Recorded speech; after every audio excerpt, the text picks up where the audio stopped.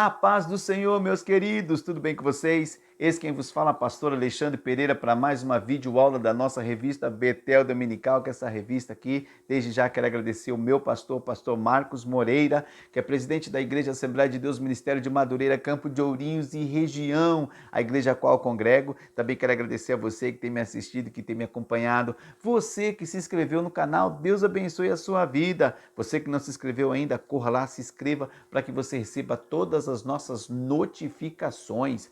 Hoje estudaremos a lição de número 5, que traz como título Mente, Vontade e Emoções Restauradas pelo Senhor. Uma lição maravilhosa, uma lição muito profunda que vale a pena você acompanhar. Vamos, como de costume, ler o nosso texto áureo, que diz assim: pelo que não sejais insensatos, mas entendei qual seja a vontade do Senhor. Efésios 5, 17. A verdade aplicada, segundo o pastor Isaqueu Mendes, diz assim: devemos buscar a Deus em todas as nossas decisões, para saber qual é a sua vontade e assim trilhar por esta. Então, tanto o texto áureo quanto a verdade aplicada estão falando acerca da vontade do Senhor. Vamos ao nosso texto de referência, que vai embasar, todo o comentário dessa lição, que diz assim, Filipenses 4. Não estejais inquietos por coisa alguma. Antes, as vossas petições sejam em tudo conhecidas diante de Deus pela oração e súplica com ação de graças.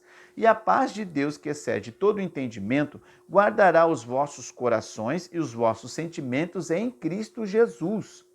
Quanto ao mais, irmãos, tudo que é verdadeiro, tudo que é honesto, tudo que é justo, tudo que é puro, tudo que é amável, tudo que é de boa fama, se há alguma virtude e se há algum louvor, nisso pensai.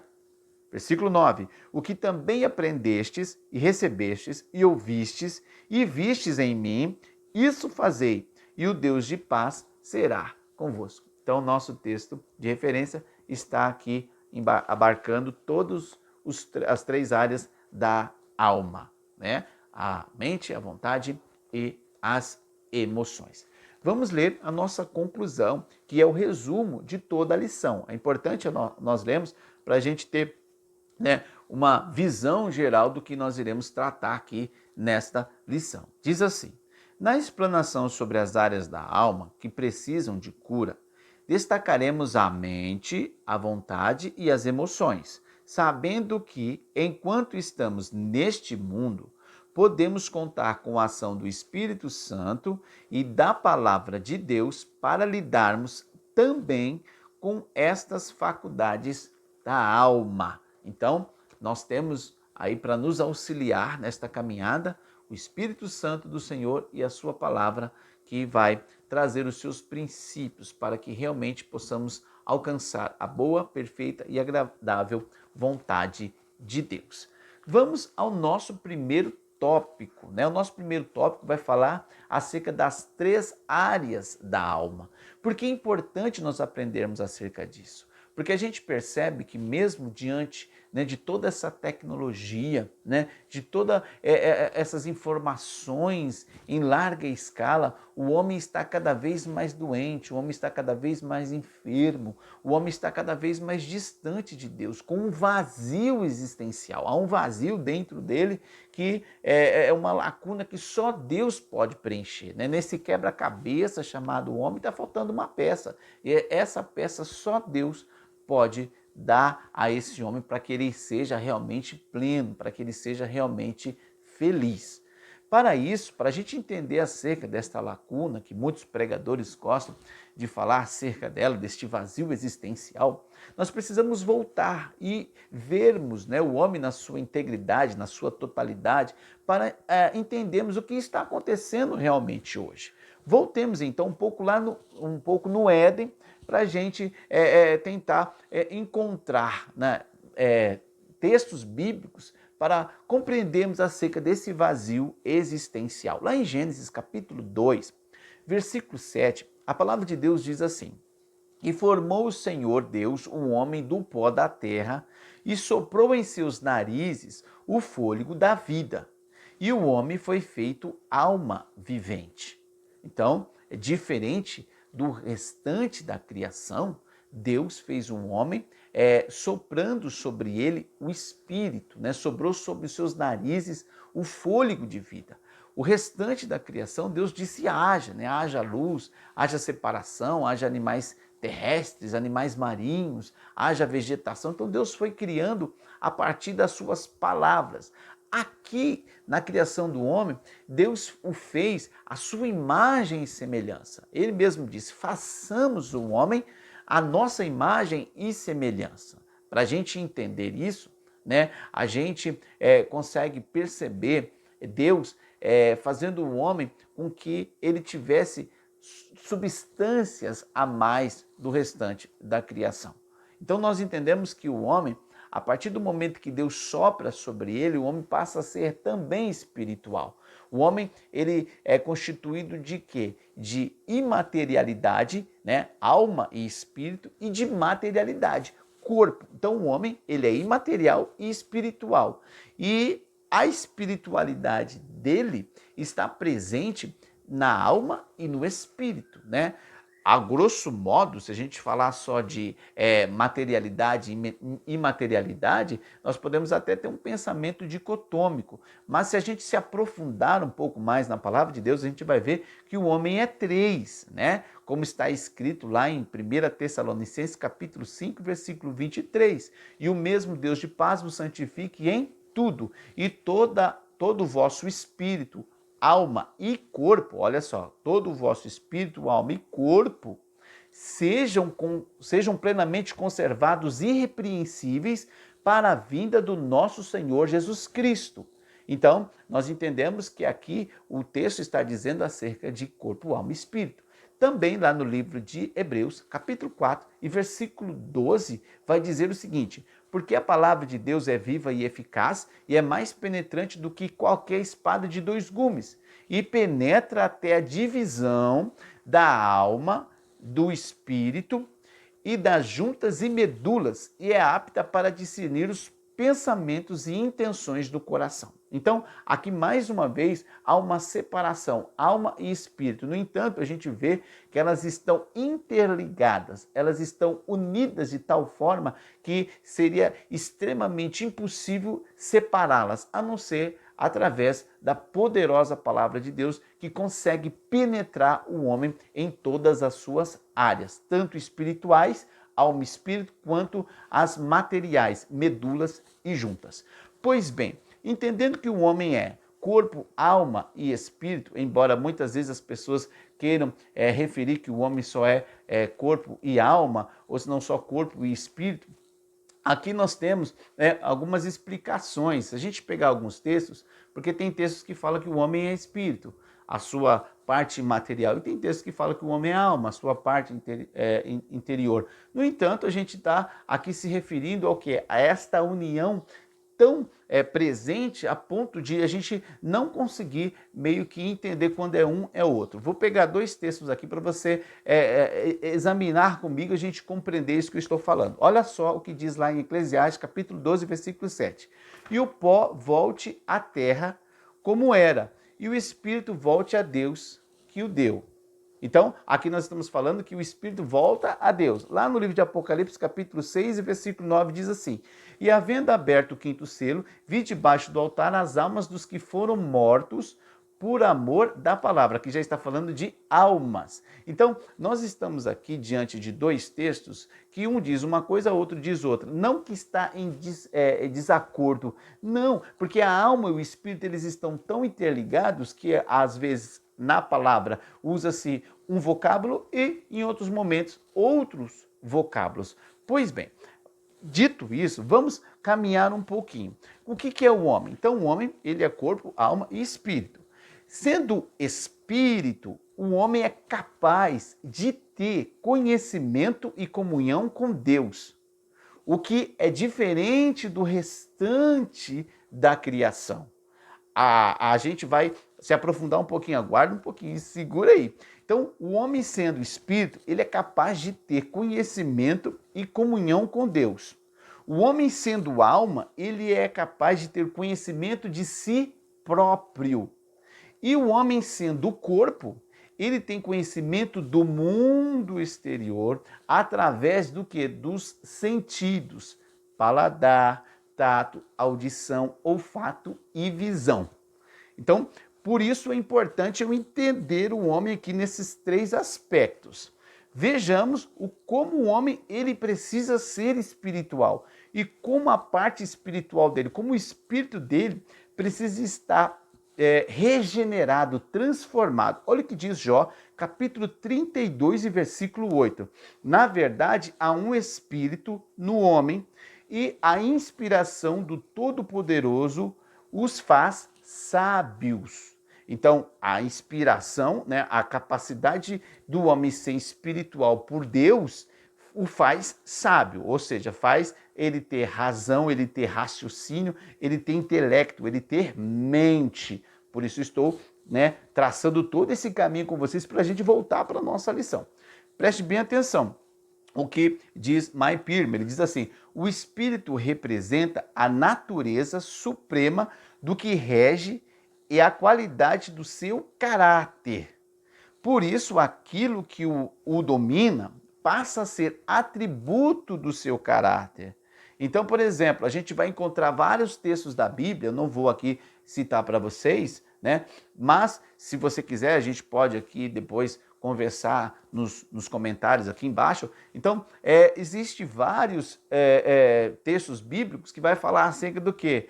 Do espírito altivo, do espírito perverso, do espírito rebelde, do espírito impaciente, do espírito de inveja. Então, ao homem é atribuído que o homem tem o espírito de inveja, ao homem é atribuído que tem o espírito altivo. Isso por quê? Porque o espírito que está dentro dele, que é aonde ele tem a capacidade de ter conhecimento de Deus e de ter comunhão com Deus, ele está ali cumprindo somente a sua função vital ali no sentido de dar ao homem intelecto, razão, raciocínio.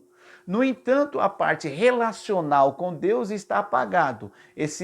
Nesse sentido, ele está morto. Morto não que ele não tem, que ele está em inatividade, não é isso. Morto no sentido de quê? De separação. Morto separado de Deus. Não está tendo relacionamento com Deus. E é aqui que a gente vai entrar acerca desta lacuna. Porque se a função do Espírito é eu ter relacionamento com Deus, não só de dar razão, intelecto, inteligência, né, através da alma, né? Porque é o espírito, o processo do espírito na alma. Porque se nós fôssemos só alma, nós seríamos como os animais, teríamos, né, inteligências, ainda que a gente fala de uma inteligência que os animais têm, que é uma inteligência por instinto, nós seríamos assim, mas nós temos razão, nós temos raciocínio, né? Nunca um macaco vai inventar um liquidificador para fazer uma vitamina de banana. Por quê? Porque a ele não foi dada essa capacidade, essa inteligência para criar isso. Ao homem foi dado, a partir do quê? A partir do momento que Deus soprou, né, nas suas narinas o fôlego da vida. Então Deus deu ao homem a condição espiritual. Então a parte espiritual do homem é fundamental para o fazê-lo, né, dentro dessa capacidade de raciocínio, de memória, de intelecto, né, de buscar resolução de problemas, né? Então tudo isso nós temos graças à ação do Espírito. No entanto, o Espírito não é só para nos fazer inteligentes, nos fazer capazes, também é para nos relacionarmos com Deus. E é aqui que está a lacuna do homem.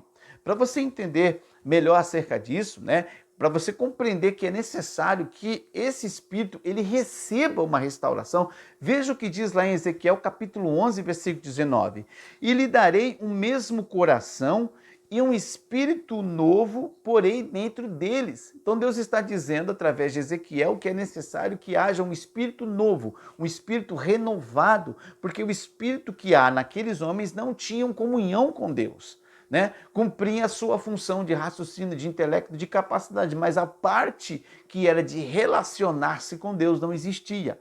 Salmo 51, 10, olha o que Davi vai dizer: cria em mim, ó Deus, um coração puro e renova em mim um espírito reto. Reto, né? Alinhado, reto no sentido de justo.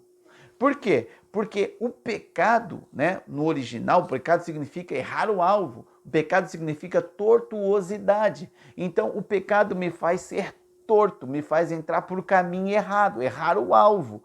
E aqui o salmista Davi está dizendo o seguinte: Deus, cria em mim um espírito reto, ou seja, um espírito que se relaciona contigo, que busca a tua vontade, que faça o teu querer. Certo? Então vamos continuar para você entender o que é o homem hoje, né? Vamos aqui tentar trazer, por exemplo, as plantas. A planta é uma criação, ela tem vida, é claro que ela tem vida, mas uma vida inconsciente. As plantas, os vegetais. Os animais também têm vida, mas é uma vida irracional. A sua inteligência, até alguns que são mais espertos, mais inteligentes, a inteligência dos animais vem a partir de quê? De uma inteligência de instinto, então de sobrevivência. Então ele busca alguns recursos para ele não perecer, para ele não morrer. E por isso os animais são irracionais. E jamais, mesmo, né, dizendo aí a ciência acerca da evolução, jamais o animal vai ter a capacidade que um homem tem. Né? Como disse para vocês, um macaco nunca vai inventar um liquidificador. Pode passar centenas de anos que isso não vai acontecer, porque o macaco não tem espírito. Os seres humanos têm espírito e é o espírito que faz ele possuir essa capacidade intelectual. 3. O homem de natureza caída. O que ele tem? Ele tem a razão, ele tem raciocínio, né? Ele tem essa capacidade de resolução de problemas, né?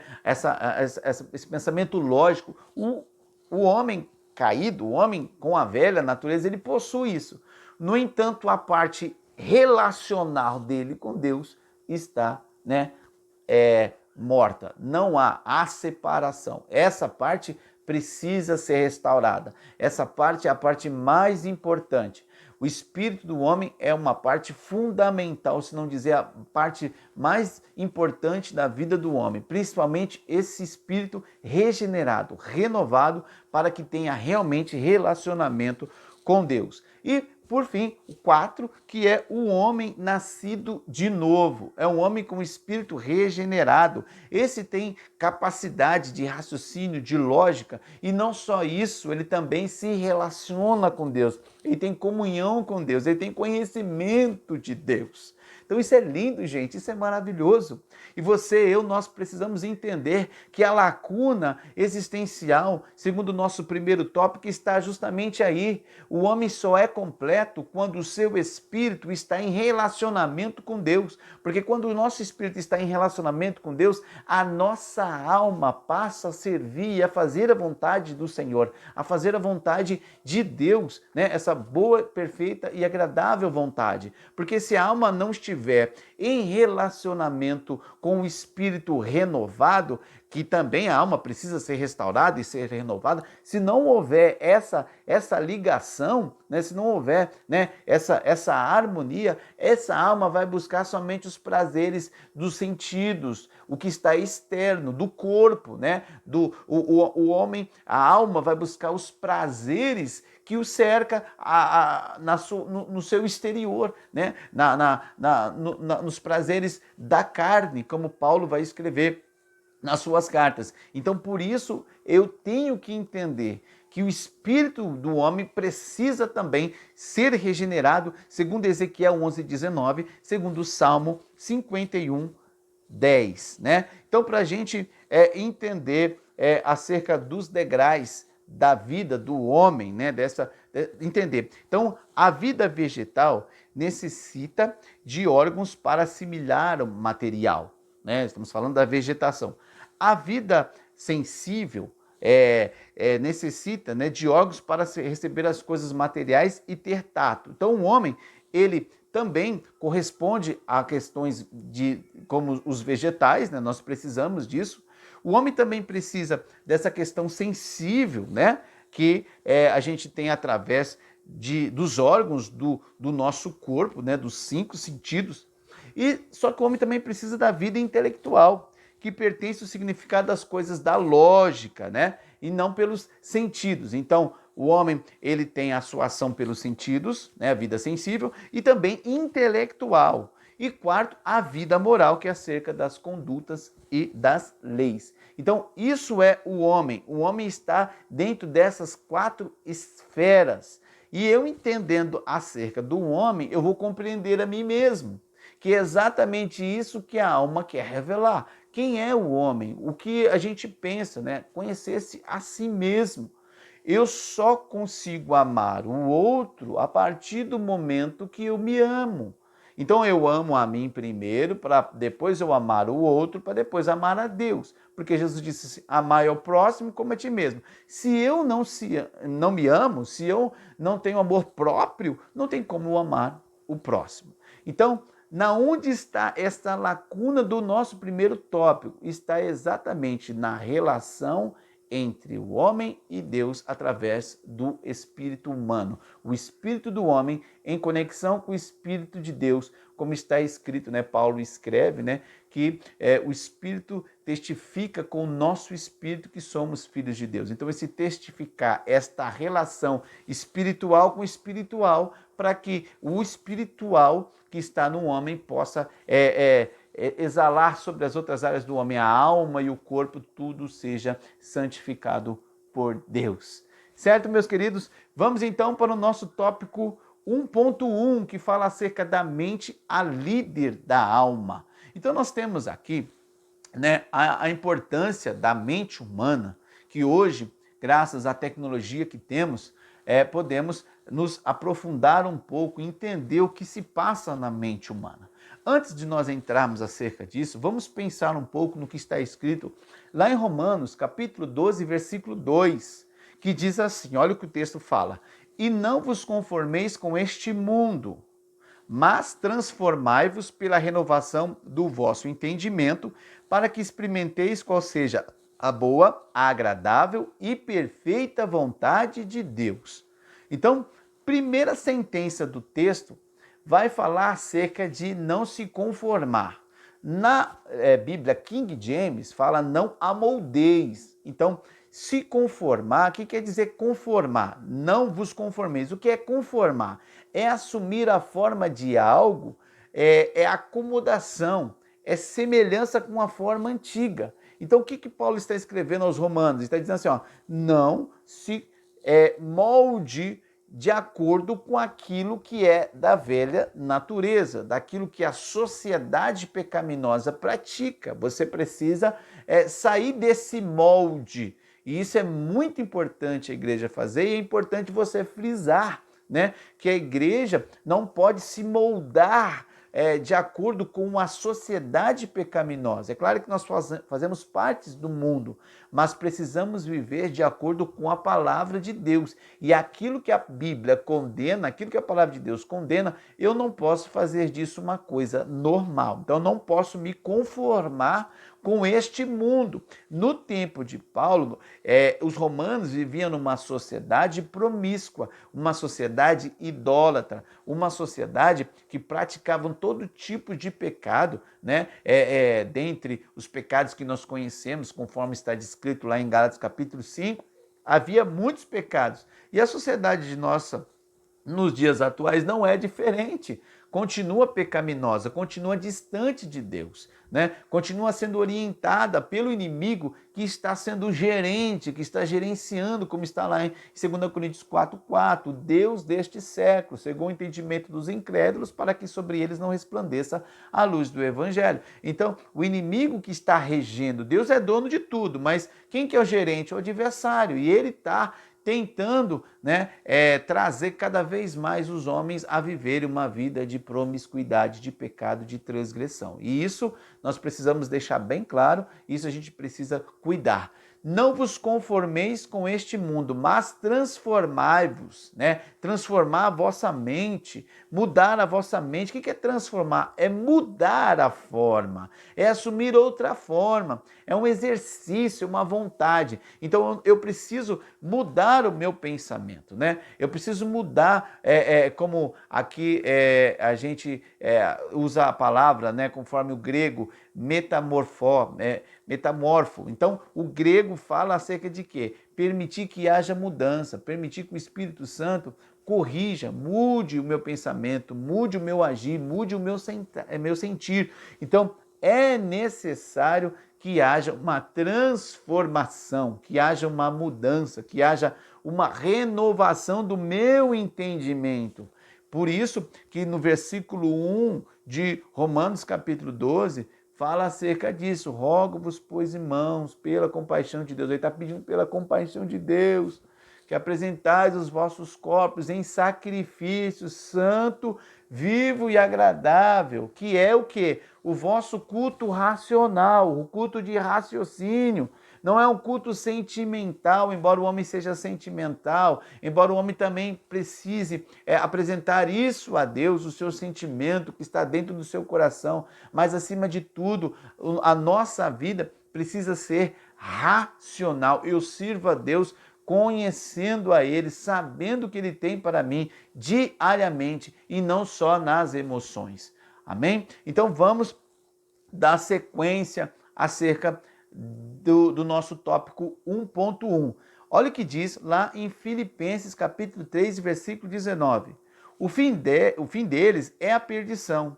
O Deus deles é o ventre e a glória deles é a confusão deles mesmos, que só pensam nas coisas terrenas.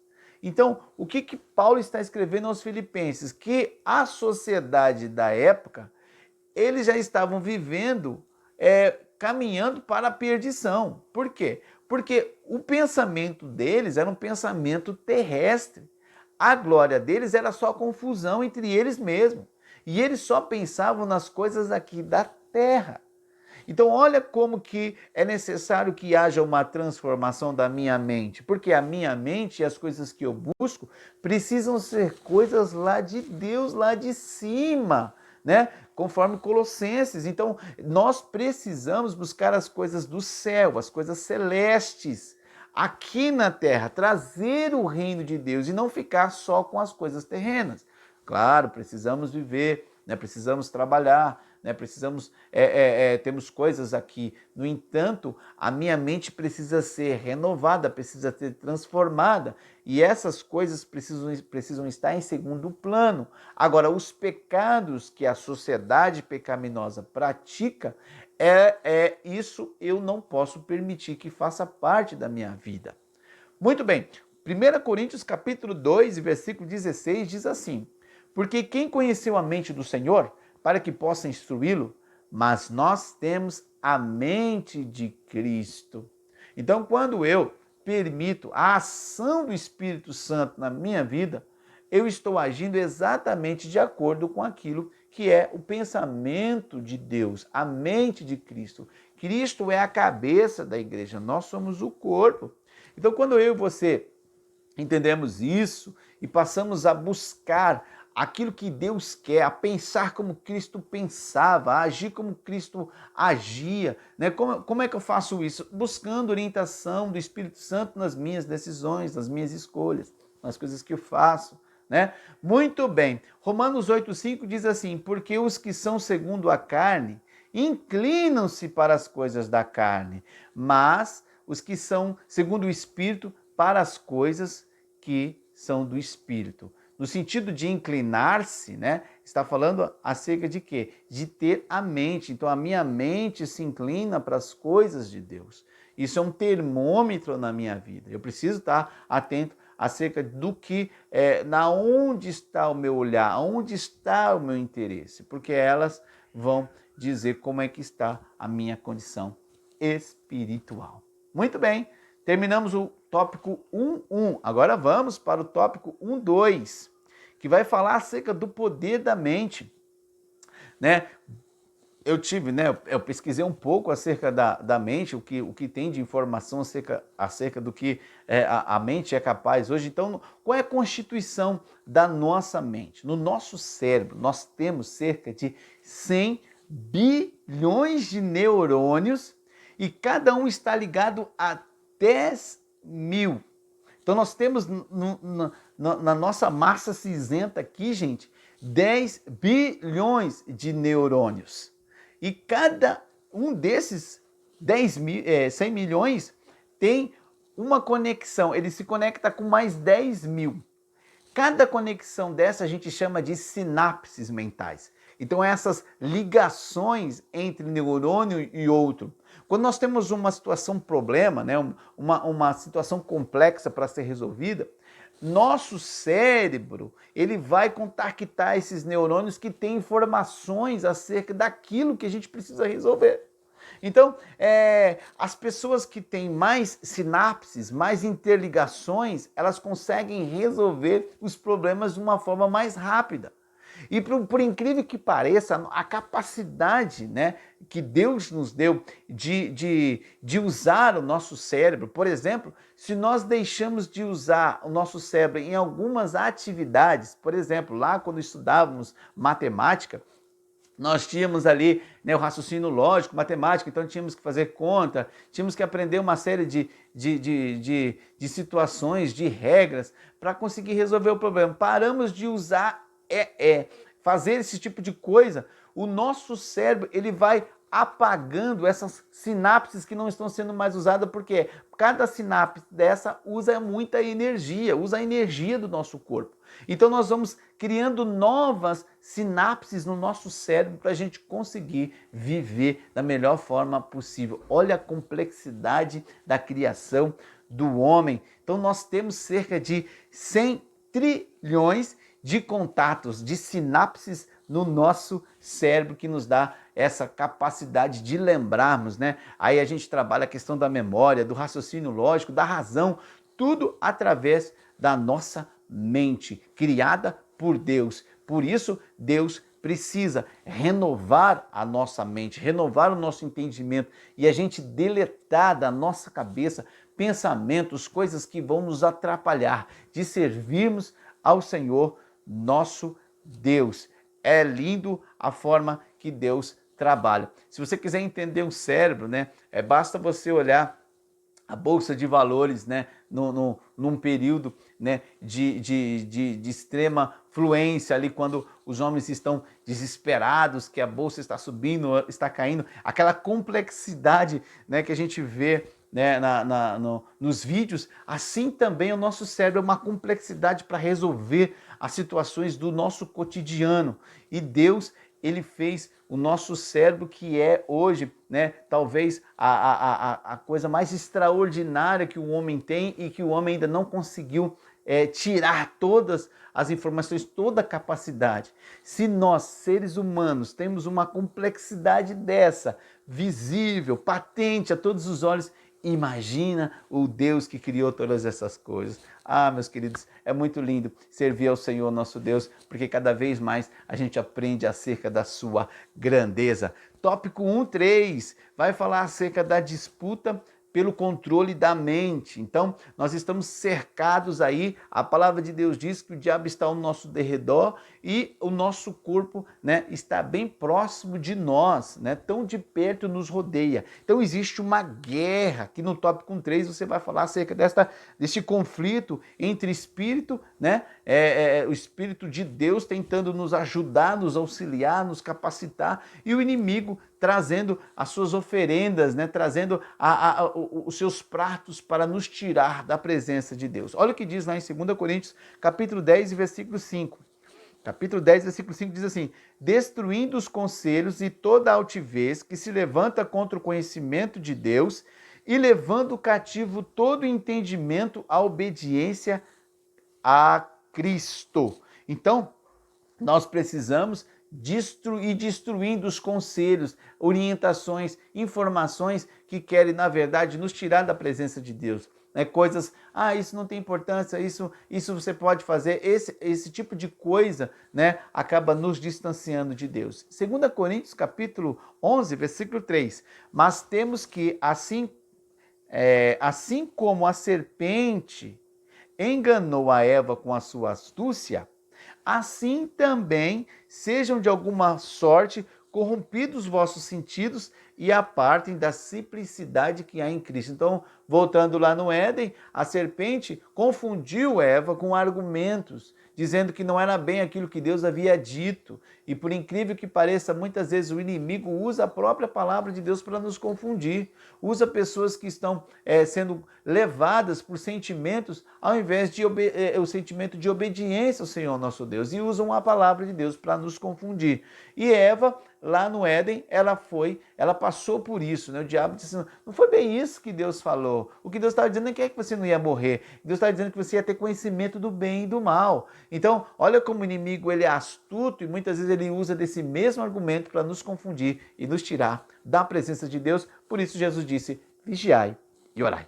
Colossenses 3, versículo 1 e 2, né, que é muito importante esse versículo, não deixe de citar esse versículo, porque é o que nós precisamos fazer para realmente preenchermos a lacuna, o vazio existencial na vida do homem. Portanto, se já ressuscitastes com Cristo, buscai as coisas que são de cima, a qual Cristo está sentado à destra de Deus. Pensai nas coisas que são de cima, não nas que são da terra. Então, duas coisas aqui Paulo está falando aos Colossenses. Primeiro, que nós devemos buscar, o verbo é buscar. E segundo, eu devo pensar. Então, esses dois vocábulos são importantes para eu entender esse versículo. Primeiro, eu tenho que buscar as coisas que são de cima, a qual Cristo está sentado. Segundo, devo pensar também nas coisas que são de cima. Eu tenho que ocupar a minha mente. A minha mente precisa estar com coisas que agradam a Deus, conforme a gente leu lá no nosso texto de referência. Tudo que é amável, tudo que é puro, tudo que é de boa fama, se há algum louvor, se há alguma virtude nisso, pensar. Então, meu pensamento precisa ser de coisas boas. Eu preciso me encher, colocar à minha volta coisas que agradam a Deus.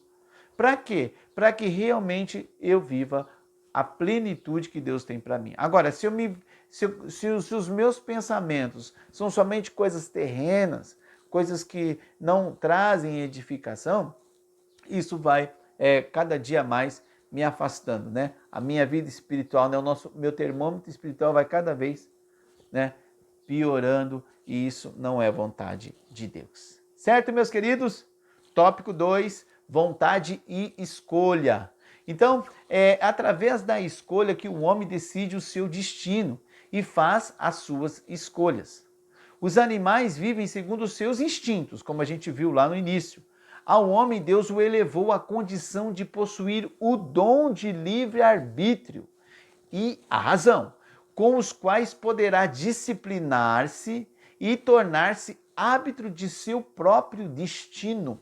Então, Deus deu ao homem esta capacidade de escolher, de pensar. Lá no Éden, Deus já tinha dado. Olha que o homem estava na sua perfeição. E Eva, né, como a gente acabou de ver, foi seduzida pelo inimigo, foi confundida, né, foi engodada. Muito bem. Tópico 2.1. Somos capacitados para escolher. Olha o que diz Deuteronômio, capítulo 30, versículo 15. Registre esse versículo que é importante para você entender acerca dessa capacidade que o homem tem de escolher, de decidir. Como Deus deu raciocínio, Deus deu intelecto, Deus deu capacidade do homem pensar, Deus deu a ele também essa possibilidade dele pensar e escolher o caminho certo.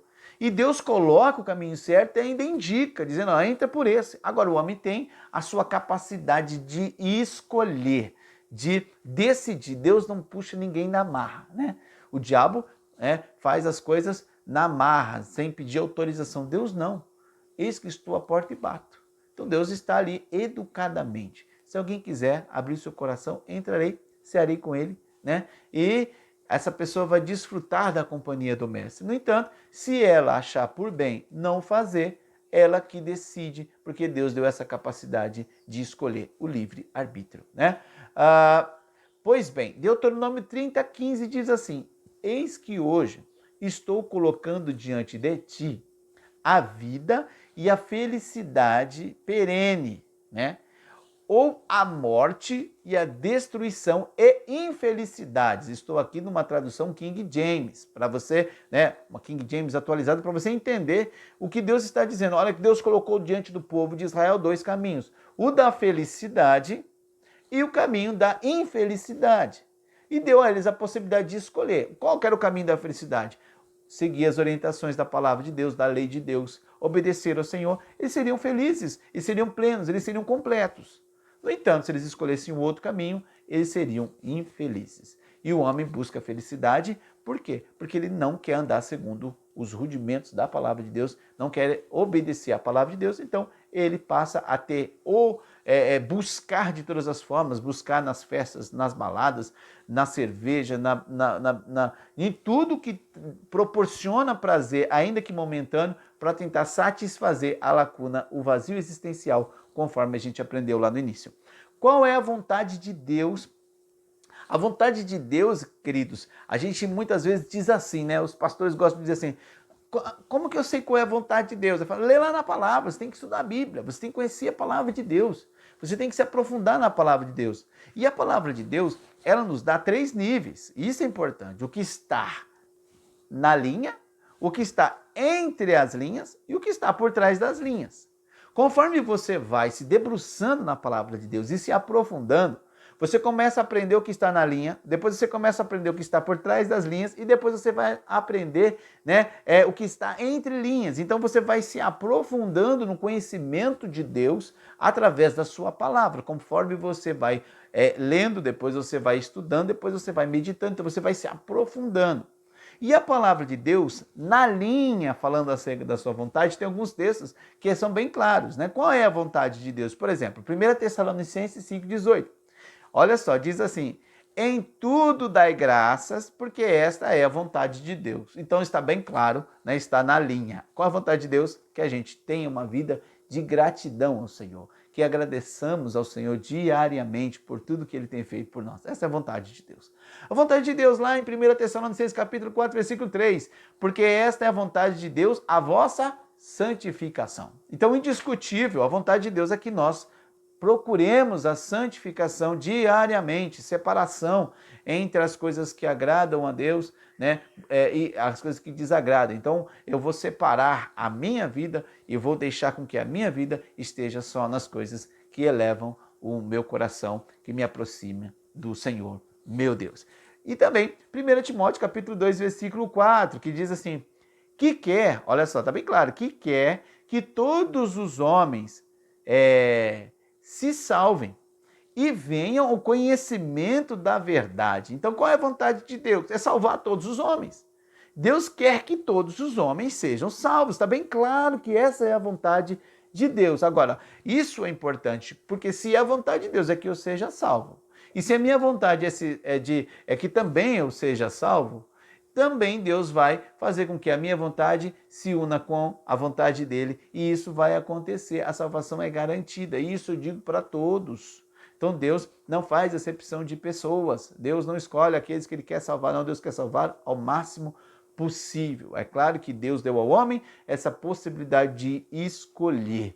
Então a Bíblia está recheada de vontades de Deus que estão na linha, que estão entre linhas e que estão por trás das linhas. Por isso eu preciso mergulhar na palavra de Deus e graças a Deus que você está aqui aprendendo a palavra, você está se aprofundando e a gente está trazendo bastante Bíblia, né, para que você tenha uma vida próspera em todos os sentidos, conforme João 10:10, né? Jesus veio para dar vida e vida em abundância. 2.2 alguns defeitos da vontade. Então, o autor da lição ele vai dizer assim, o inimigo, sabendo da nossa natureza, usa artimanhas por sermos inconstantes, sem iniciativa, né, procrastinar, deixar para depois, né, sermos indecisos. Então, ele usa, né, essas fragilidades da nossa vontade para tentar, de alguma maneira, nos fazer ficarmos, né, ou vivermos longe do Senhor. Olha o que diz lá em 1 João capítulo 2, versículo 16. Porque tudo que há no mundo, a concupiscência da carne, a concupiscência dos olhos e a soberba da vida, quer dizer, a vaidade da vida, não é do Pai, mas do mundo. Então o inimigo, sabendo da nossa natureza, das nossas concupiscências, dos nossos desejos, através dos olhos, né, através dos nossos sentidos, ele utiliza essa questão para tentar nos tirar da presença de Deus, para tentar nos afastar do Senhor. E a gente precisa deixar bem claro que aquilo que a gente põe diante dos nossos olhos, aquilo que é nossa vontade, a gente precisa fazer como Jesus nos ensinou, né? Seja feita a tua vontade, assim na terra como no céu. Então, se a gente busca diariamente a vontade de Deus, Deus vai nos livrar das coisas que nos afastam do Senhor. Gênesis 3:6.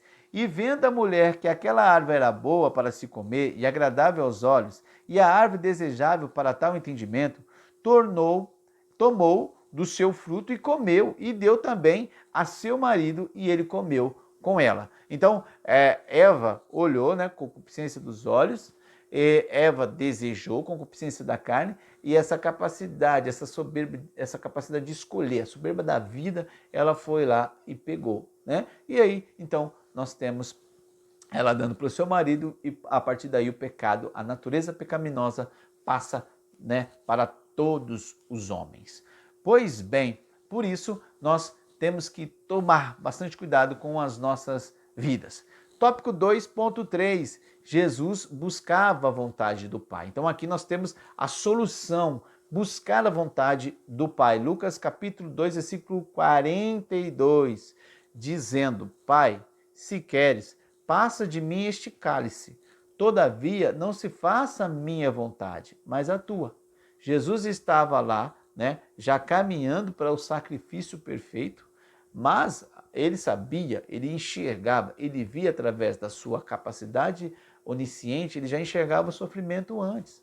Então, ele sabendo disso, ele começou a orar, buscar ao Pai, para que, se fosse possível, de alguma maneira, o Pai o livrar dessa dor, porque ele sabia que a dor que viria era uma dor muito intensa. E ele ora: Pai, se possível for, passe de mim este cálice.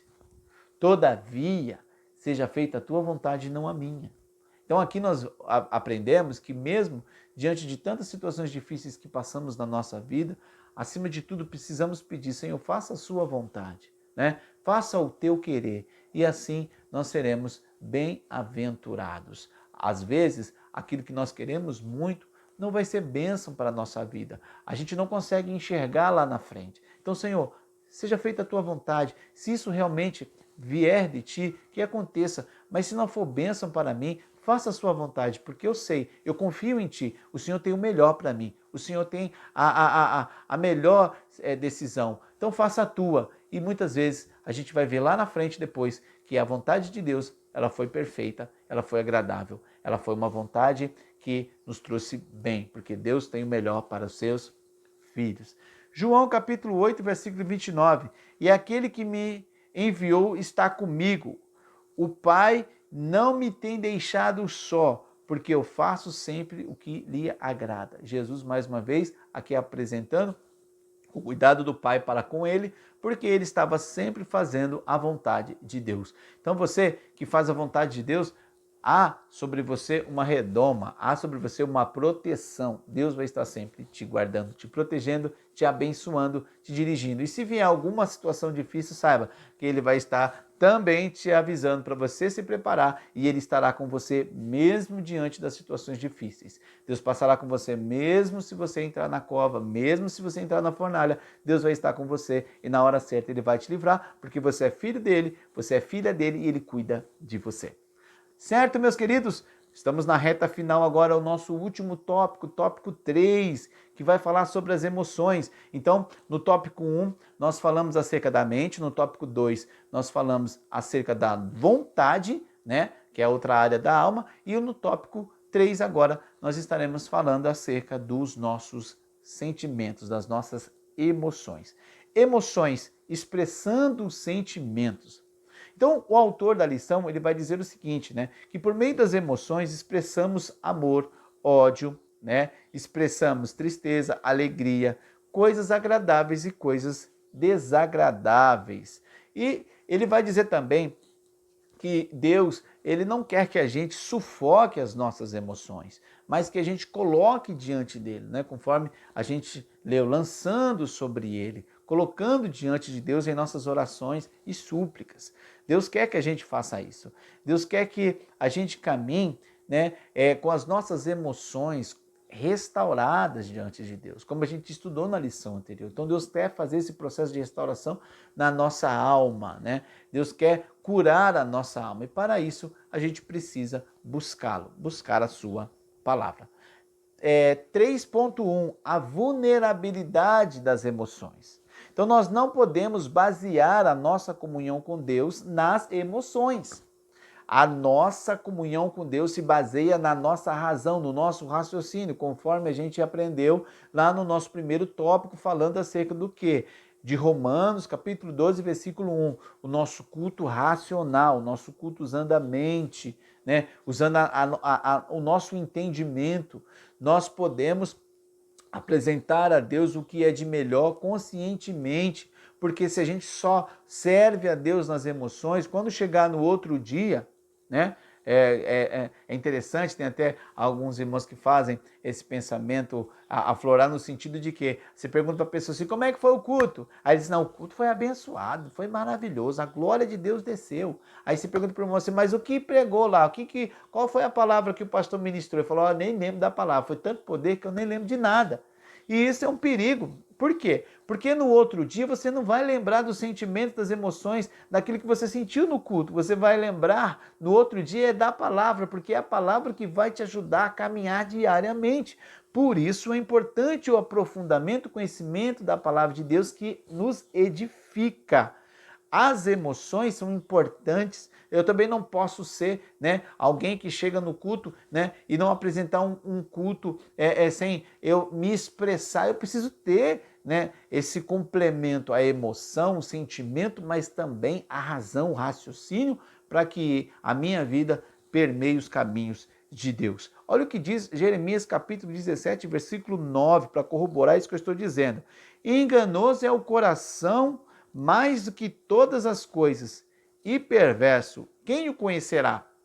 Então, a confiança nas emoções, a confiança no coração. Eu estou sentindo no meu coração. A gente tem que tomar muito cuidado, porque às vezes a gente está se enganando, ou a gente está se confundindo. Precisamos buscar a vontade de Deus. E Deus fala, porque a palavra de Deus diz que Deus não é homem para que minta, nem filho do homem para que se arrependa.